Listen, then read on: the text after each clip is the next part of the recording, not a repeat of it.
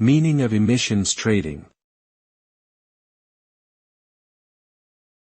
Emissions trading. Emissions trading. Emissions trading. Emissions trading. Emissions trading is a market-based approach used to control pollution by providing economic incentives for achieving reductions in the emissions of pollutants. It involves setting a limit or cap on the total amount of greenhouse gases that can be emitted into the atmosphere.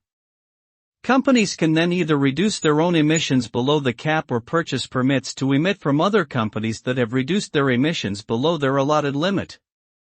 The end result is a reduction in overall emissions at a lower cost than traditional command and control regulations.